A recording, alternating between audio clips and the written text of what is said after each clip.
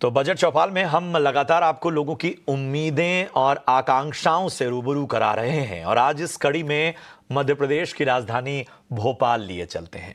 हमारे सहयोगी मकरंद काले ने लोगों से बजट को लेकर उनकी अपेक्षाएं जानी। आम बजट एक बार फिर से दस्तक दे रहा है। आम बजट का आम आदमी के ऊपर क्या असर पड़ता है, हर साल हम आपको अलग अलग रिपोर्ट्स के जरिए समझाने की कोशिश करते हैं, लेकिन इस साल खास क्या है?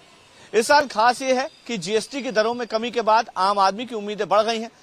बजट से लोगों को उम्मीद है कि उनकी जेब पर जो बोझ है वो कम होगा, महंगाई कम होगी और उनको राहत मिलेगी। महंगाई की जब हम बात करते हैं तो सबसे ज्यादा महत्वपूर्ण होता है आटा, दाल, चावल, क्योंकि एक आम आदमी की जिंदगी में अगर फर्क पड़ता है तो इन्हीं सबसे पड़ता है। पूछते हैं जो लोग इससे सीधे तौर पर जुड़े हुए हैं, इस बजट से क्या उम्मीद है?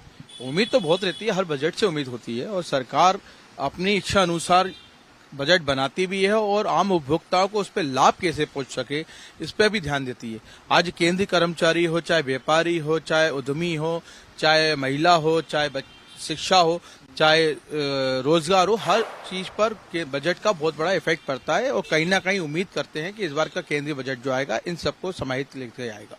अगर जीएसटी 5% अगर हर खाद्य वस्तु पर उपस्थित है तो कहीं ना कहीं ये बहुत ज्यादा इफेक्ट करती है। अगर 100 रुपए की चीज है तो वो 105 रुपए मिल रही है, जबकि जो आवश्यक वस्तु है उसको 0 जीएसटी पे लाना चाहिए, बिना करके ये बिकना चाहिए ताकि आम आदमी को सीधा सीधा इसका असर मिल सके। ठीक है भाई, मैंने सवाल मेरा यही था अगला कि जीएसटी के रेट कम हुए, जीएसटी का स्केल जो है वो बदला गया, बहुत फर्क पड़ा इलेक्ट्रॉनिक आइटम्स पे। बहुत ज्यादा कारें बिक गई, हजारों की संख्या में डबल हो गई सेल।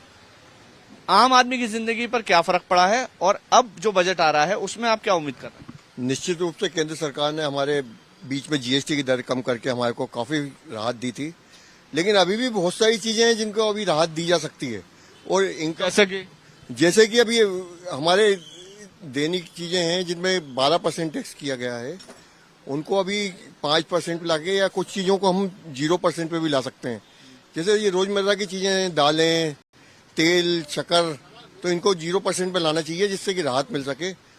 और क्या कर रहे थे? इनकम टैक्स की स्लैब तो कम की है उनने, लेकिन इसका सरलीकरण अभी तक नहीं किया गया है। वो सरलीकरण भी करना चाहिए जिससे कि लोगों को राहत मिल सके। हर बार एक मांग उठती है पेट्रोल और डीजल पर टैक्स कम होना चाहिए जिससे ट्रांसपोर्टेशन सस्ता हो सके और महंगाई कम हो सके। क्या अब आम आदमी ये मान चुका है कि इनके रेट पर फर्क नहीं पड़ता? देखिए, डीजल पेट्रोल को जब तक जीएसटी के दायरे में नहीं लाएंगे तब तक आम आदमी को इसका कोई फायदा होने वाला नहीं है। और केंद्र सरकार को सबसे पहले तो एक सबसे जो महत्वपूर्ण चीज है जो प्रत्येक व्यक्ति के यूज में आती है सुबह से लेकर रात तक, गरीब से लेकर अमीर तक, वो है आटा। चलिए बजट चौपाल में अब लिए चलते हैं पिंक सिटी जयपुर। बजट को लेकर छात्रों की क्या उम्मीदें हैं, इस पर लखवीर शेखावत हमारे सहयोगी ने उनसे खास बातचीत की। आगामी केंद्रीय बजट 2026 को लेकर युवाओं की काफी उम्मीदें उस पर टिकी हुई हैं, लिहाजा राजस्थान के युवा इस बजट से क्या चाहते हैं इसको जानने के लिए इस वक्त हम मौजूद हैं राजस्थान के सबसे बड़े विश्वविद्यालय राजस्थान विश्वविद्यालय में। कुछ युवा और छात्र हमारे साथ हैं। क्या नाम है आपका? मेरा नाम आईराज सिंह भाटी है और मैं राजस्थान विश्वविद्यालय के लॉ कॉलेज का स्टूडेंट। लॉ के आप छात्र हैं, क्या डिमांड करते हैं सरकार से, किस प्रकार का बजट होना चाहिए युवाओं और छात्रों को ध्यान में रखते हुए? राजस्थान के जो युवा हैं और जो छात्र हैं उनके लिए सबसे बड़ी समस्या अगर देखी जाए तो अनएम्प्लॉयमेंट की है। तो मैं सोचता हूं कि ये सेंट्रल गवर्नमेंट की जो सरकार है वो इस बार युवाओं के लिए जो जॉब अपॉर्चुनिटीज हैं सेंट्रल गवर्नमेंट की, चाहे एसएससी सीजीएल हो चाहे दूसरी गवर्नमेंट जॉब हो, तो उनके अंदर बढ़िया संख्या के अंदर जॉब्स निकाले। आप क्या चाहते हैं किस प्रकार का बजट होना चाहिए केंद्र सरकार का इस बार? देखिए, मैं चूंकि एक स्टूडेंट हूँ तो मैं शिक्षा बजट के ऊपर ही बात करूंगा कि भारत का जो शिक्षा बजट है वो जीडीपी का 0.35-36% होता है। तो मैं चाहूंगा कि आप बजट में केवल आंकड़े ना बढ़ाए, आंकड़े बढ़ाने के साथ साथ भारत का बजट ऐसा होना चाहिए कि शिक्षा तो मिले लेकिन शिक्षा पूरी होने के बाद में रोजगार के अवसर भी मिले। भारत में हो क्या रहा है, एजुकेटर्स के नंबर बढ़ रहे हैं लेकिन जो रोजगार है वो निरंतर घटता जा रहा है। इंडिया को आउट ऑफ इंडिया से ब्रिटिश जो अदर जो कंट्रीज है वहां से चीजें अडॉप्ट करनी चाहिए कि कैसे क्लास 6 से 12 तक जो अभी धीरे धीरे चेंजेस हो रहे हैं, जेनजी आ रही है, तो जो आईटी सेक्टर है उसका जो ज्ञान दिया जा रहा है 6 से 12 से स्कूली लेवल पे वो इम्प्लीमेंट मूल स्तर पे भारत में होना चाहिए। आज स्थिति ये है कि बजट तो आता है, बजट में पैसे भी अलॉट होते हैं, लेकिन बजट प्रॉपर तरीके से खर्च नहीं हो पाता।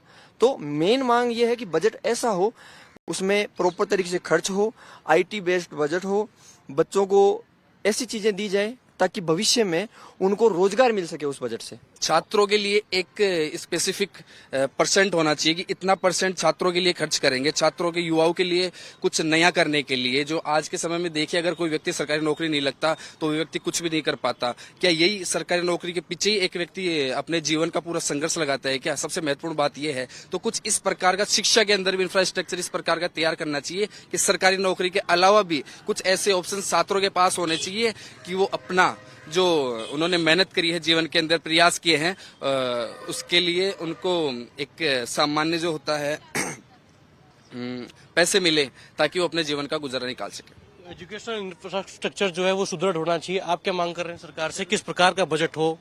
मैं बजट में यही मांग करता हूं कि जिस प्रकार एक युवा, आज सबसे ज्यादा युवा जो एक बेरोजगार हो चुके हैं, उससे पीड़ित है, तो हम सरकार से ऐसा बजट चाहते हैं कि जिसमें जरूरी नहीं है कि सरकारी नौकरी सब कुछ हो। सरकार एक ऐसा इंफ्रास्ट्रक्चर तैयार करे जिससे कि युवा पढ़ने के साथ साथ अपना कौशल का विकास कर सके और उस इंफ्रास्ट्रक्चर अपने आप को ढाले। और जरूरी है गवर्नमेंट सर्वेंट होने के सब कुछ नहीं होता, वो अपने स्किल को पहचाने और उस इंफ्रास्ट्रक्चर को ऐसा तैयार किया जाए जिससे वो अपने नौकरी के और अवसर उसमें कर सके। जिस प्रकार गवर्नमेंट सर्वेंट आज जो बजट आ रहा है, सरकार एक नौकरी सब कुछ नहीं होता, सरकार ऐसा इंफ्रास्ट्रक्चर तैयार कर दे जिससे युवा एक सरकारी नौकरी के पीछे न भाग के अपने खुद को इतना विकसित और सक्षम बना ले कि वो अपना खुद का भी स्टार्टअप स्टार्ट कर सके।